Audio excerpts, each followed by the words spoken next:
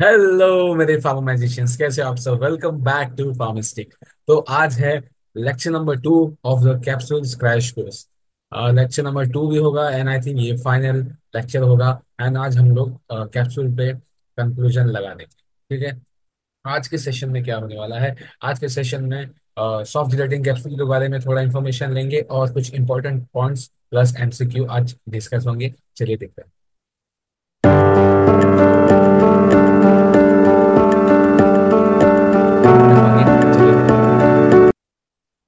So, before starting with the main part of today's lecture, let us quickly revise कि capsules हमने last lecture में क्या क्या पढ़ा था। तो कैप्सूल्स क्या होता है, पहले हम लोग ने इंट्रोडक्शन देखा था। तो वो था कि भाई ये होता है unit dosage form, very important. Upper part को हम लोग बोलते हैं cap and the lower part is called body. And ये हो गया। बाद में हमने समझा था कि दो टाइप के जिलेटिन होते हैं।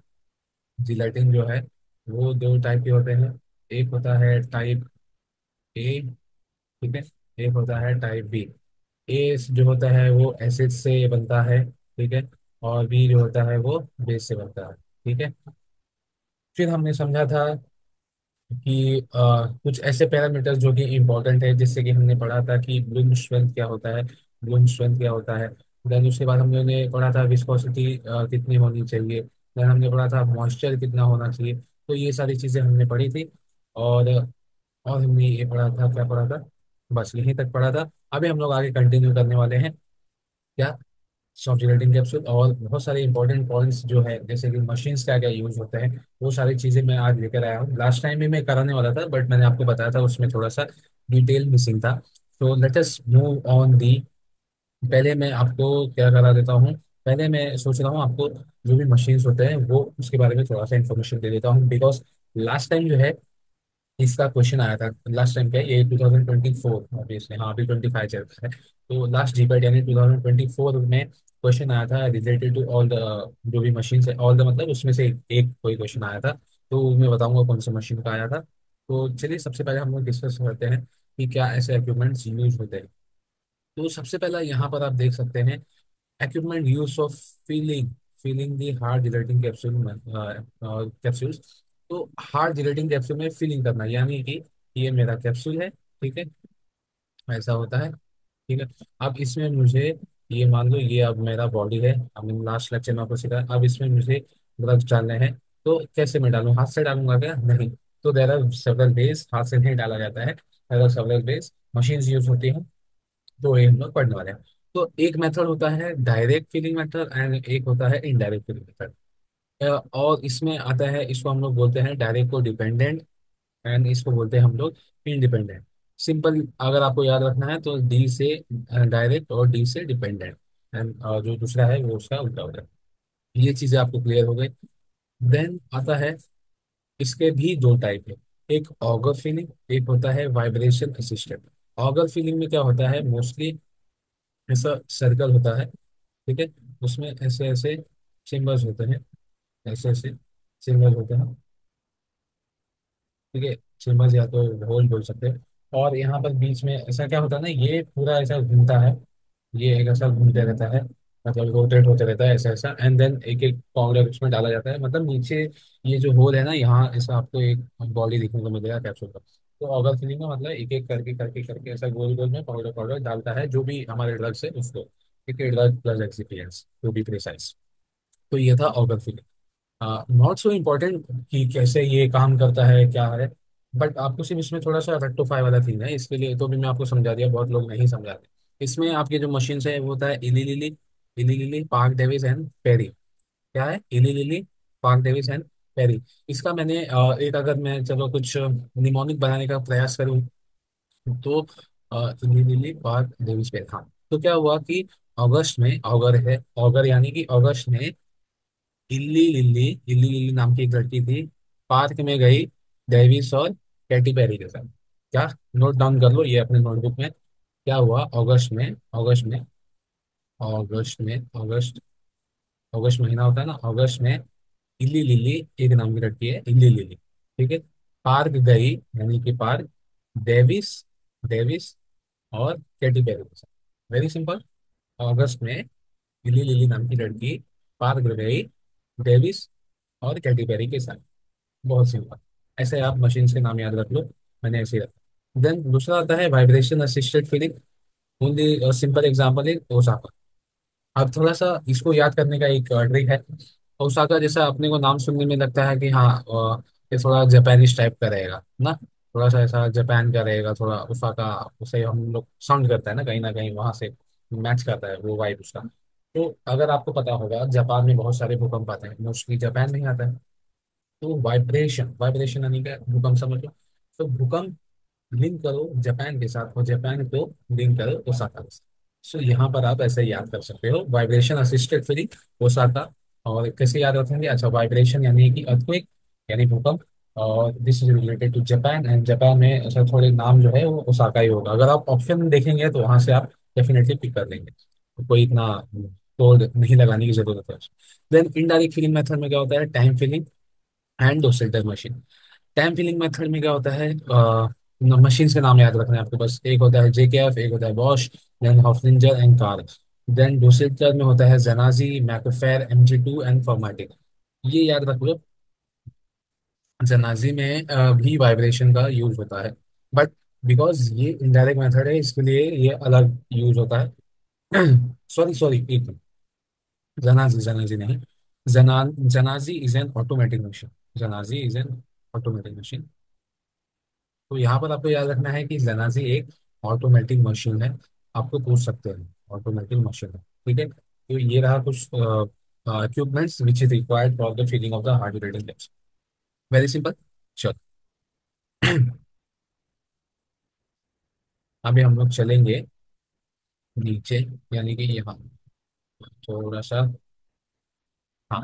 अब ये देखो equipment use for D dusting hard reading. D dusting यानी कि मान लो अगर आप कोई एक बॉक्स याद समझो बॉक्स है। और बॉक्स मतलब एक कैप्सूल का शेल, आप सबको पता है वो है। और आप उसमें पाउडर डाल रहे हो यानी कि आप डाल रहे हो एक्सीडेंट डाल रहे हो। तो कहीं ना कहीं वो कुछ बिखरेगा या उस पर भी कुछ चीजें चिपक जाएगी उसके शेल पे। तो डी डस्टिंग यानी कि वो सारे डस्ट को, यानी वो भी जो एक्स्ट्रा मटेरियल्स है जो यहाँ वहाँ है आपके मशीन पे या कैप्सूल पे मोर प्रिसाइजली, तो उसको हटाने के लिए व्हील डस्टिंग मशीन यूज होते हैं। तो उसमें से एक प्रसिद्ध नाम है यानी कि फेमस नाम है रोटो sort machine. So it is a mechanical sorting device that can remove the loose powders, unfilled joint capsule, and other filled or unfilled bodies under loose. Very simple. Proto sort, sort से मतलब कि उसको sort out करना, यानी कि उसको अलग कर देना, उसको हटा देना वहां से कि हाँ भाई अगर तुम एक कैप्सूल में अच्छे से पाउडर नहीं भरा है या कुछ ऐसी खराबी आ गई है जैसे कि जो क्या बोलते हैं कैप्सूल वगैरह उसके कैप से लूज वगैरह है, तो ऐसे सब बेकार कैप्सूल को सॉर्ट आउट करना है, उसको वहां से हटा देना है। तो इसका सिंपल उसका नाम है रोटो सॉर्ट। नाम से ही काम यहाँ पर आपको याद आएगा। देन अरवेका की KEA machine is use for both dedusting and polishing. Very simple, meaning समझाने की जरूरत नहीं आएगी। डीडस्टिंग जो मैंने आपको बताया कि थोड़ा सा साफ वगैरह एकदम उसको चिकना बनाने के लिए भी यूज किया जाता है। Then cylinder machine utilized for visual inspection using a pad and also used for polishing। इतने एक्सटेंड में नहीं यूज होता है फॉर पॉलिशिंग, बट मेनली इसका यूज होता है for the visual inspection using a डट। यानी कि कोई कैप्सूल बन रहा है, मशीन में बन रहा है, मान लो ऐसा कैप्सूल फील व्हील होके भाई गया तो एक बैच जाता है। तो एक ऐसा मशीन होता है, मतलब एक ऐसा मशीन होता है जहाँ से हम लोग देख सकते हैं कि ये कैप्सूल जो है वो अच्छा है या नहीं है, कुछ प्रॉब्लम है या नहीं। ऐसा हम लोग देखते हैं। आई थिंक इतना आपको डिटेल में जाने की जरूरत नहीं है, बस इतना ही आपको नाम याद रख लेना है। देन आता है कैप्सूल वेइंग मशीन, यानी कि जैसे कि हम लोग को देखना है कि कैप्सूल अगर हम लोग कोई उसमें पाउडर भर रहे हैं, मान लो मेरे को उसमें 3 ग्राम भरना था तो वो 3 ग्राम भरा है कि नहीं, उतना उसमें फील हुआ है कि नहीं, तो वो मैं कैसे चेक करूँ। तो उसके लिए वह बहुत ही सिंपल मशीन है विच इज नोन एज रोटो वे। वे यानी कि वजन, और वजन ही तो हमें नापना है तो रोटो वे। और इसका प्रिंसिपल पूछ सकते हैं। अब यहीं पर क्वेश्चन आता है जो इस साल आया था वो मैं बता रहा हूँ। अब रोटो वे तो आपको नाम से मालूम पड़ गया। देन ये इसका प्रिंसिपल अभी आपसे पूछेंगे, पहले इसके बारे में ऐसा डायरेक्ट पूछते थे कैप्सूल वेइंग मशीन तो रोटो वे। लेकिन आप पूछ सकते हैं कि ये वे कैसे करता है, मतलब इसको इसका प्रिंसिपल क्या है। तो यहाँ पर आप बता सकते हैं it measures the reflected energy of lower power of x ray beam. बस इतना आपको याद रखना। नाउ इसमें एक और आता है very cap 1200 which is also used for weighing machine weighing of the capsules। उस ये ही क्वेश्चन आया था इस बार, यही क्वेश्चन आया था इस बार, यानी कि 24 में।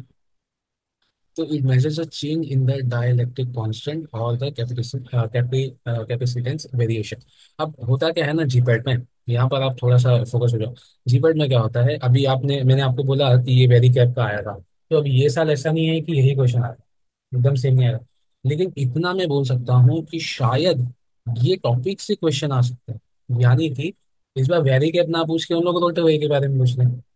जरूरी नहीं है, बट अगर आप थोड़े ऐसे वे में चलते हैं कि कोई क्वेश्चन रिपीट हो जाए सर बता दो, तो क्वेश्चन रिपीट नहीं होता है, बट वो टॉपिक में से दूसरे क्वेश्चन बना सकते हैं। जैसे कि यहाँ पर अब रोटो वे का आपको प्रिंसिपल पूछ सकता है, ऐसा होता है। आज नहीं तो कल वो पूछेगा ही। तो जैसे कि 24 में वेरी कैप के बारे में पूछा, अब क्या पता रोटो वे के बारे में पूछ ले, ऐसा होता है।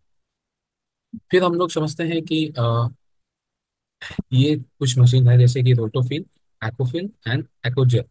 ये देखो नाम से ही काम है, मैं हमेशा आपको समझाता हूँ। तो Rotofil is nothing but filling pellets in the HGC, then Accofil is powder filling and in the HGC, and Accogel is powder filling in HGC. थोड़ा सा इसमें कंफ्यूजन होता है बच्चों को, तो मैं वापस से बता देता हूँ। रोटोफिल, फिल से यानी कि फीलिंग आ रहा है, आपको समझ में आ रहा है। लेकिन यहाँ पर क्या फील करना है, पैलेट्स। पैलेट्स क्या होते हैं, जो आप छोटी छोटी गोलियां देखते हैं ना कैप्सूल में, वही होता है पैलेट्स। लेकिन दिस इज द केस इसमें हार्ड जेलेटिन कैप्सूल। एक्ोफिल यानी कि पाउडर फिल करना in hard gelatin capsule, very important to know. Then Accogel, powder filling ही होता है बट एसजीसी में होता है, यानी कि सॉफ्ट जेलेटिन कैप्सूल होता है। तो यहाँ पर आपको थोड़ा सा माइंड आपका ओपन रखना पड़ेगा, as well as ears also. अगर आप ये वीडियो देख रहे हैं यानी लेक्चर देख रहे हैं तो। नाउ अभी हम लोग बढ़ते हैं हमारे थोड़े आगे वाले क्लास में। तो चलिए बढ़ेंगे, बिल्कुल बढ़ेंगे। थोड़ा समय यहाँ पर, चलो चलो, ये हो गया, ये हो गया, ये हो गया। Now we will start with ये सब जो आप देख रहे हैं, नॉट सो इम्पोर्टेंट, और आप उसे ये पढ़ सकते हो। और अगर आपने व्हाट्सएप ग्रुप ज्वाइन नहीं किया है हमारा, तो ज्वाइन करो, डिस्क्रिप्शन में लिंक दिया गया है। और या वहाँ क्या होगा ना, ये सारे मैं नोट्स आपको शेयर कर दूंगा जो भी ये मैंने बनाया है, तो यू कैन डेफिनेटली पढ़ सकते हो। ठीक है। नाउ सॉफ्ट जेनेरेटिंग कैप्सूल में हम लोग स्टार्ट करने वाले हैं, तो माइंड ओपन रखो। बहुत ही ब्रीफली लूंगा, क्योंकि मोस्टली क्वेश्चन जो है वो आते हैं जैसे हार्ड जेनेरेटिंग कैप्सूल पे ही मोस्टली। नॉट ऐसा कि सब उस पे आ जाए, बट मोस्टली उस पे आता है। अब सॉफ्ट जेनेरेटिंग कैप्सूल क्या होता है, आइए समझ। सॉफ्ट जेनेरेटिंग कैप्सूल मेनली ऐसा रहता है, जैसे मैंने लास्ट लेक्चर में आपको बताया था कि पूरी नाला को आप इमेजिन कर लीजिए। ये ऐसे होते हैं गोल गोल से मोस्टली, और ये छूने में इसका टेक्सचर जो होगा वो ऑब्वियसली सॉफ्ट होगा, तभी तो इसको सॉफ्ट जेलेटिन कैप्सूल बोला गया। ठीक है, soft gelatin capsule. Now it is encapsulated, dissolve, solidified और सस्पेंड इन द लिक्विड में। अब क्या होता है ना, हार्ड जेलेटिन कैप्सूल अगर अगर अभी आपने इतना मशीन पढ़ा, उसमें हमने देखा कि उसमें क्या बोलते हैं, पैलेट्स डालते हैं या कोई पाउडर डालते हैं। लेकिन in case of the soft gelatin capsule यहाँ पर ऐसा नहीं होता है। यहाँ पर जो ड्रग है उसको एनकैप्सुलेट कर देते हैं, यानी कि एनकैप्सुलेशन सिंपल मीनिंग, उसको ऐसा उसको बांध देते हैं। मतलब मान लो एक दूसरा पेन में दे देता हूँ ये, तो ये ड्रग है आपका, इसको एनकैप्सुलेट कर दिया। ये भी नहीं दिख रहा है कलर अच्छा, चलो ये वाला। तो ये ड्रग को इसमें एनकैप्सुलेट कर दिया, यानी कि उसको बांध दिया, वेरी सिंपल मीनिंग कि उसको बांध दिया। देन यहाँ पर हम लोग लिक्विड ड्रग को डाल सकते हैं। वेरी डिफरेंशिएटिंग, मतलब एक most differentiating factor as compare to the hard gelatin capsule. Soft gelatin capsule में हम लोग जो लिक्विड है उसे हम लोग डाल सकते हैं। तो यहाँ पर आपको क्वेश्चन बन सकता है कि which of the following material is not filled in hard gelatin capsule. तो वहाँ पर लिक्विड एक ऐसा ऑप्शन होगा जो कि आपको 4 मार्क्स दे देगा इनकी पैड। तो ये आपको मेक श्योर करना है कि हार्ड जेलेटिन कैप्सूल में मोस्टली हम लोग लिक्विड नहीं भर सकते हैं, वेरएज इन सॉफ्ट जेलेटिन कैप्सूल हम लोग लिक्विड को भर सकते हैं। ये एक बहुत ही इंपॉर्टेंट पॉइंट है। नाउ या तो हम लोग ये एक हो गया, इसको लिक्विड में भरें तो उसको हम लोग ऑब्वियसली डिजोल्व फॉर्म में रहेगा, सॉल्युबलाइज करके, या सस्पेंडेड फॉर्म में रहेगा। Now lecithin the wetting agent is use in suspension, that must be the solubilizing capsule. ये आपको याद रखना पड़ेगा। ये part, ये नोट्स आपको व्हाट्सएप ग्रुप में मिल जाएंगे। They are sometime known as soil gels, ये भी इंपॉर्टेंट पॉइंट है। कहीं ना कहीं आपको पूछ लेगा कि HGC are also known as dash, तो सॉइल जेल्स भी होता है, because they are made up of more plasticizer. अब देखो क्या होता है, हमने प्लास्टिसाइजर पढ़ा था कि एक ऐसा हार्ड जेलेटिन कैप्सूल है यहाँ पर हम लोग उसको प्लास्टिसाइजर बनाते हैं ताकि वो थोड़ा प्लास्टिसिटी दिखाए।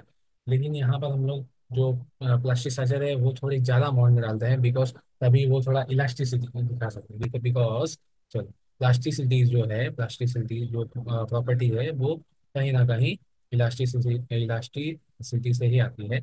तो सॉफ्ट जेलेटिन कैप्सूल में इलास्टिसिटी ज़्यादा होती है, that's why we fill more amount of the plasticizer. ठीक है, आई होप सो आपको ये क्लियर होगा। एक और बार बता देता हूँ, सॉफ्ट जेलेटिन कैप्सूल में प्लास्टिसाइजर का अमाउंट ज़्यादा होता है, बिकॉज हमको उसको मोर इलास्टिक बनाना है, because plasticity is a property somewhere related to the elasticity. Okay, clear हो गया? Now they are completely sealed dosage form. देखो, हमने क्या पढ़ा था कि हार्ड जेलेटिन कैप्सूल का एक बॉडी होता है। पहले क्या बना दिया मैंने, पता है पहले ये बॉडी बॉडी है और ये कैप है। लेकिन सॉफ्ट जेलेटिन कैप्सूल में ये पूरा एक ही है, उसमें कोई पार्ट वार्ट नहीं है, वो सब झंझट में नहीं है। तो this is the seal dosage form. यहाँ पर आपको एक और क्वेश्चन बन सकता है, which of the following is a seal dosage form. Tablet लिख देगा कोई, बोलेगा हार्ड जेलेटिन कैप्सूल कोई लिखेगा, सॉफ्ट जेलेटिन कैप्सूल कोई लिख देगा, ऑप्थेल्मिक तो आपको ऑप्थेल्मिक सस्पेंशन बोल देगा या ऑप्थेल्मिक जो भी हो, तो वो आपको लिख देगा। लेकिन आपको याद रखना है सील डोसेज फॉर्म, तो भाई ये सॉफ्ट जेलेटिन कैप्सूल है ना कि hard gelatin capsule, because hard gelatin capsule तो हम लोग ओपन कर सकते हैं विद वो जो कैप और बॉडी है। सो ये सर है, इससे आपको याद रखना पड़ेगा। देन मैंने जैसे बोला mostly liquids and suspension solution हम लोग यूज करते हैं। चलो, अभी हम लोग आगे बढ़ते हैं। यहाँ पर मोस्ट कॉमन प्रोसेस जो होता है, सिर्फ नाम याद रखना है, नथिंग एल्स। आपको याद रखना है rotary die process, plate process and bubble method. ये तीन आपको याद रखना है कि ये प्रोसेस से हम लोग सॉफ्ट ग्रेडिंग कैप्सूल को निर्माण करते हैं, यानी कि इसे बनाते हैं। चलो, अभी हम लोग थोड़ा सा आगे बढ़ लेंगे। एक मिनट, चलो, ठीक है। ये हमने पढ़ लिया, ये मैंने आपको बताया। Now this this point is somewhere important point, जो कि क्वेश्चन बन चुके हैं। तो हम लोग समझते हैं ये क्या होता है। चलो, gelatin is plasticized by using the plasticizer. Very good. Sorbitol, glycerin, and propylene glycol. That is PG. The ratio of the dry plasticizer to the gelatin measures the hardness of the capsule. The hardness of the gelatin is dry weight of plasticizer and the dry weight of the gelatin. Now क्या होता है ना, जो capsule होते हैं वो तीन प्रकार के बोल सकते हैं हम लोग। एक तो दो प्रकार के हमने पहले ही पढ़े थे, एक तो हमने पढ़ा है हार्ड और एक होता है सॉफ्ट। कहीं ना कहीं मीडियम भी अवेलेबल। नाउ ये हार्ड मीडियम सॉफ्ट हम लोग कौन से बेसिस पे बोलते हैं, वो यहाँ पर समझने की बात है। तो अगर हम लोग हार्डनेस की बात करें, तो यहाँ पर क्या होता है कि ड्राई वेट ऑफ प्लास्टिसाइजर हम लोग लेते हैं और ड्राई वेट ऑफ जेलेटिन। ना ये हम लोग कैसे डिसाइड करते हैं हार्ड है कि कैस है, सॉफ्ट है? देखिए, यहाँ पर ये रेशियो आपको याद रखने की जरूरत है, 4.4, 0.4, 6 एंड 8। तो क्या होता है, जैसे कि आप समझ लो, प्लास्टिसाइजर मैंने आपको बोला कहीं ना कहीं वो इलास्टिसिटी देता है। ठीक है, अगर एक कैप्सूल में बना रहा हूँ, इमेजिन एक मैं कैप्सूल बना रहा हूँ, ठीक है, अगर मैं एक कैप्सूल बना रहा हूँ और उसमें मैंने प्लास्टिसाइजर बहुत कम डाला है, जैसे कि यहाँ पर है 0.4, ठीक है, 0.4 प्लास्टिसाइजर डाला है। और जो कि ये है हमारा जिलेटिन है, वो मैंने 1 ग्राम डाला, ये 0.4 ग्राम समझ लो, और ये 1 ग्राम। अब आप ये एक सिनेरियो लेके चलो, बाद में मैंने दूसरा बनाया, उसमें मैंने ये 0.6 ले लिया, और तीसरा बनाया 0.8। अब ये जो है ना, ये 0.4, ये किसकी क्वांटिटी है भाई? ये है प्लास्टिसाइजर की। ठीक है, तो प्लास्टिसाइजर क्या दे रहा है आपको? इलास्टिसिटी दे रहा है। तो यहाँ पर मोस्टली क्या करते हैं ना लोग, बहुत कंफ्यूजन हो जाता है लोगों को कि 0.4 किसका था, 0.8 किसका था, बिकॉज आप रट्टा मार रहे हो। अगर मैं लॉजिकली सोचूं, तो मैंने बोला कि प्लास्टिसिटी जो है वो इलास्टिसिटी इलास्टिसिटी आती है उससे। तो 0.4 यानी कि प्लास्टिसाइजर कम है, तो ऑब्वियसली वो इलास्टिसिटी उसका कम रहेगा, यानी कि वो हार्ड रहेगा। ठीक है, इलास्टिसिटी यानी कि क्या, थोड़ा सा खींचे वो तने रबर जैसा, यानी सॉफ्ट हो जाए थोड़ा। तो अगर प्लास्टिसाइजर यहाँ पर कम है तो ऑब्वियसली वो हार्ड होगा, अगर मिड में है तो मीडियम होगा, और अगर सॉफ्ट है तो उसमें प्लास्टिसाइजर का अमाउंट ज़्यादा हो सकता है। ना जीपैट एक ऐसा एग्जाम है जहाँ पर आपको थोड़ा एप्लीकेटिव सोचना पड़ता है, आपको डायरेक्ट कभी क्वेश्चन नहीं देगा। मान लो अगर ऐसा उसने दे दिया कि the a capsule which has a more number of plasticizer, identify which is that capsule। तो आपको दे देगा hard gelatin, medium gelatin, soft gelatin. तो आपको समझ में चाहिए, हाँ मोर बोला है यानी ज्यादा प्लास्टिसाइजर है, प्लास्टिसाइजर ज्यादा है यानी इलास्टिसिटी इलास्टिसिटी ज्यादा होगा, और इलास्टिसिटी ज्यादा होगा तो वो थोड़ा सा सॉफ्ट होगा, तो सॉफ्ट जिलेटिन कैप्सूल। ऐसा आपको सोचना पड़ेगा। तो यहाँ पर रट्टे मारने की जरूरत नहीं है, सिर्फ इतना समझ लो जो मैंने आपको समझाया। ठीक है। तो dry weight of plasticizer and dry weight of gelatin, ये जो देख रहे हैं ना, 1 1 1 1, ये सेम रहता है। तो हमको तो ये याद रखना ही नहीं है, हमको सिर्फ ये याद रखना है। देन कभी आपको पूछ सकते हैं कि भाई प्लास्टिसाइजर के नाम बताओ, तो ऐसा आप रास्ते पे जाओगे तो आपको कोई पूछ लेगा प्लास्टिसाइजर का नाम बताओ। तो वहां पर आपको बता देना है भाई, सॉल्बिटॉल मैं यूज कर सकता हूँ, ग्लिसरीन यूज कर सकता हूँ, प्रोपाइलिन ग्लाइकोल। ग्लिसरीन आजकल इतना यूज नहीं होता है, बिकॉज ये कहीं ना कहीं जो हमारा कैप्सूल है उसको स्वेटिंग करा देता है, यानी कि पूरा पानी वानी छोड़ देता है, तो मोस्टली यूज नहीं होता है। आजकल यूज होता है ये पीजी, बिकॉज ये एक अच्छा प्लास्टिसाइजर है। चलो, ये हमने समझ लिया। रट्टा नहीं मारना है आपको, मैंने जो वे में आपको समझाया है वही वे में आप याद रखो। Plasticizer directly proportional to elasticity, and elasticity directly proportional to the या हार्डनेस सॉफ्टनेस। ठीक है, ये आपको याद रखना है। चलो, अभी हम लोग आगे बढ़ते हैं, ये हमने कवर कर लिया। देन कुछ ऐसे पार्ट है जो कि इम्पोर्टेंट नहीं है, तो उसको मैं स्किप कर रहा हूँ, और आपको ये नोट्स ऑब्वियसली मिलेंगे तो आप वहाँ पर रीड कर लीजिए। कुछ ऐसे पार्ट है जो इम्पोर्टेंट है। नाउ सी, फीमारिक एसिड हम लोग यूज करते हैं to increase the solubility of the acid and reduce the aldehyde turning of the gelatin. अब क्या होता है ना, जो जिलेटिन है वो ऐसा सब्सटेंस है जो अगर वो अल्डिहाइड के कांटेक्ट में आ गया तो उसका कुछ मटेरियल जो थिंग है वो खराब हो जाएगा। तो उस चीज के लिए हम लोग ये फ्यूमारिक एसिड लगाते हैं। ये हो गया एक काम फ्यूमारिक एसिड का। और दूसरा काम है उसके जो एसिड है, एसिड हम लोग यूज करते हैं तो उसका सॉल्युबिलिटी बढ़ाने को ये काम देता है। Whereas एक और है फॉर्मेलिन, जो रिड्यूस करता है सॉल्युबिलिटी ऑफ द सेल। तो मोस्टली लोग कंफ्यूज होते हैं कि ये फ्यूमेरिक एसिड और फॉर्मेलिन का क्या अंतर है। तो फ्यूमेरिक एसिड इंक्रीज करता है solubility of acid and reduce the aldehyde of the gelatin, versus formalin जो है वो सॉल्युबिलिटी को रिड्यूस करता है ऑफ द शेल। बस आपको इतना समझना है। यहाँ पर आपको कंफ्यूज नहीं होगा। कुछ और इंपॉर्टेंट पॉइंट हो गए, जैसे कि आयरन कंटेंट जो है of gelatin should be less than 15 ppm, ये आपको याद रखना है। बस less than 15 ppm iron content होना चाहिए।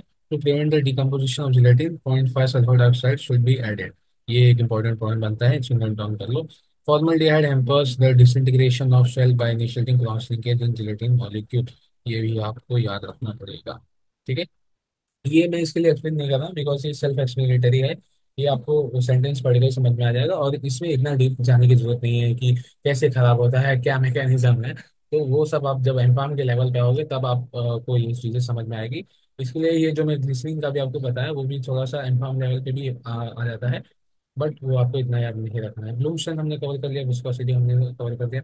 अब ये जो साइज वाला पार्ट है, ये आपको तो याद रखना ही पड़ेगा। ये टेबल आपको मिल जाएगा कहीं भी, आप आपके बुक में होगा, आपने लिखा होगा, तो ये टेबल तो आपको याद करना है जैसा ही है। बस इतना ही इसमें मैं बोलूंगा कि जितना जीरो, ये सब आपको पता ही है, जितना 0 0 लिखा है यानी कि उसका साइज सबसे ज्यादा है, और 0 0 बाद में जितना 5 है तो उसका स्मॉलेस्ट साइज है। इस पे क्वेश्चन आते हैं तो इसको आपको रीड करके जाना है।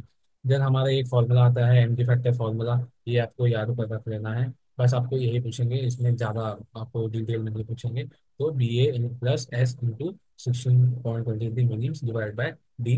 तो B A is nothing but base absorption value as a solid bulk density of mixture and 1 is 16.23 minutes। ये आपको बस फॉर्मूला याद रखना है ना। हम लोग चलते हैं ये वीडियो के लास्ट पार्ट में, जो कि है कुछ थोड़े से की पॉइंट जो मैंने आपके लिए बनाए हैं और मैंने सोचा ये इंपॉर्टेंट होगा। तो देखते हैं क्या है वो की पॉइंट्स। तो देखिए, मॉइस्चर कंटेंट हमने लास्ट टाइम पढ़ा था for hard bleeding capsule should be around 12 to 15%, vary करता है हर एक ग्रुप में। Now moisture content for S G C is 6 to 10%, ये आपको याद रखना है। क्यों इसमें कम रहेगा, बिकॉज ये ऑब्वियसली पहले से ही इतना टैटी है, तो इसको हम लोग को और कम करना चाहिए, नहीं तो ये एकदम ही बेकार हो जाए। देन जो कैप्सूल्स ऐसे होते हैं उसको हम लोग थोड़ा सा वॉशिंग करते हैं with the help of the naphtha wash, जिसको हम लोग बोलते हैं, in order to remove the mineral oil from the outer surface of the capsule. अगर हम लोग कुछ मैन्युफैक्चर कर रहे हैं जिसमें ऑयल वगैरह का यूज हो रहा है तो वो सब को रिमूव करने के लिए हम लोग नैप्था वॉश यूज करते हैं, तो जिससे कैप्सूल वॉश होता है ना। ये एक थोड़ा सा आर्ट के पॉइंट है। ICH guideline to store the gelatin is at 45 degree Celsius with relative humidity of 75%। ये याद रख लो। Then DT for heart reading capsule is 30 minutes and HGC is 60 minute. ये भी आपको इंपॉर्टेंट रखना है याद। Vancomycin is used for filling the liquids in the soft gelatin capsule. Hard gelatin हम लोग यूज नहीं करते हैं। जो मैन्युफैक्चरिंग प्रोसेस होता है of hard gelatin capsule is mostly run for the 45 minutes, यानी पौने घंटे में काम सारा हो जाता है। तो ये कुछ की पॉइंट्स है जो आपको नोट डाउन करना है तो कर लो फटाफट वीडियो पॉज करके। ना हम लोग चलते हैं ये सीरीज के जो कैप्सूल का सीरीज है उसको अंतिम चरण पे लेके आते हैं विद डिस्कसिंग सम एमसीक्यू। ठीक है, चलो।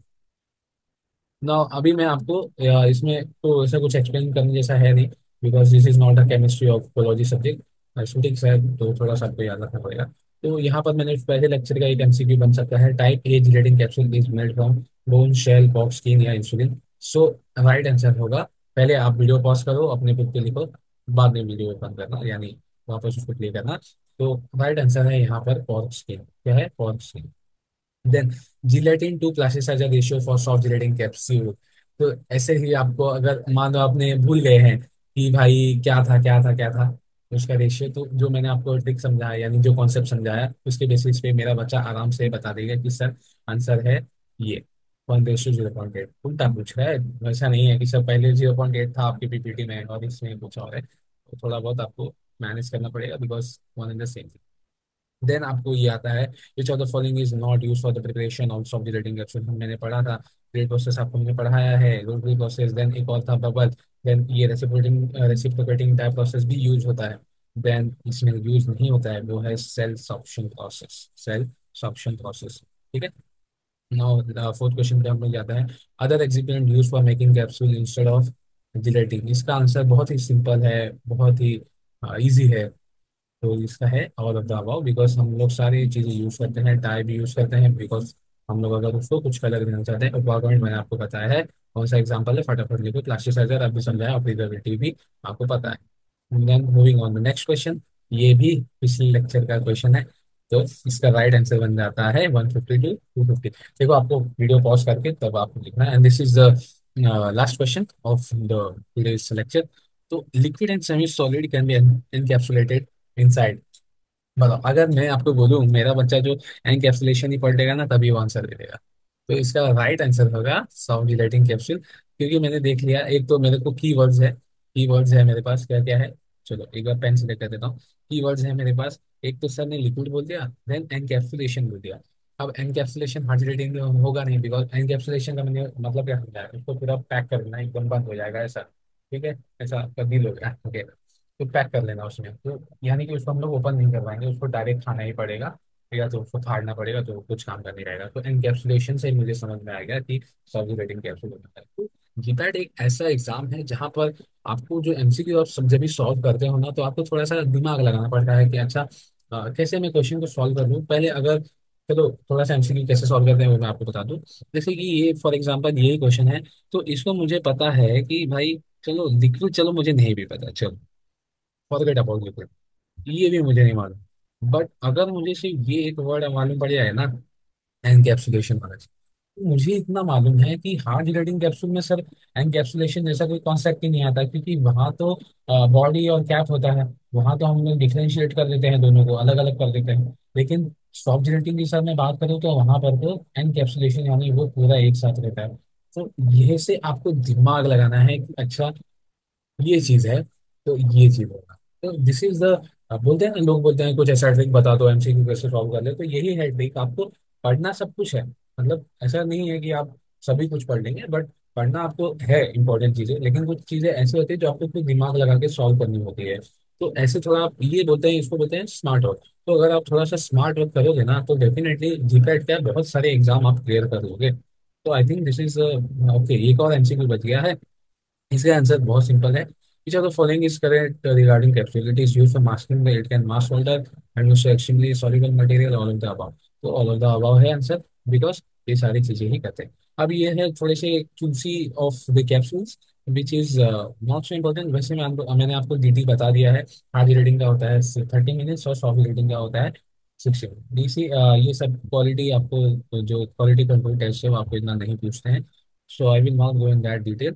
अगर आपको पढ़ना ही है तो ये ऑब्वियसली शेयर हो जाएगा व्हाट्सएप ग्रुप में, तभी शेयर होगा जब ये आप रिफ्रेश करेंगे अगर नहीं है तो then I will not share, because आपको, आप कहीं और से पढ़ लो गाइस। वही मैं समझूंगा, अगर आपको, अगर आप मैसेज नहीं डाल रहे हो कि sir I want the notes, तो आई थिंक आप कहीं और से इससे बढ़िया आपको शायद नोट्स मिल रहा है। तो you can definitely learn from any notes. आपकी खुद के नोट्स है तो भी बहुत अच्छा है। मेरा उद्देश्य ये है कि सिर्फ आप एग्जाम क्लियर करो और साथ ही साथ एक अच्छा रैंक पाओ, देन डेफिनेटली आप लाइफ में आगे बढ़ो। यही फार्मेसिस्ट चाहता है और यही होना ही चाहिए। ठीक है, इसी के साथ शिवम चतुर्वेदी साइनिंग ऑफ। मिलते हैं नेक्स्ट वीडियो में। कैसा लगा ये लेक्चर, ये वीडियो या ये क्रैश कोर्स अभी तक आपको कैसा लगा, कमेंट डाउन कीजिए। और क्या इंप्रूवमेंट हो सकते हैं वो भी आप कमेंट डाउन कर दीजिए। और चलो मिलते हैं नेक्स्ट वीडियो में। Bye bye, take care.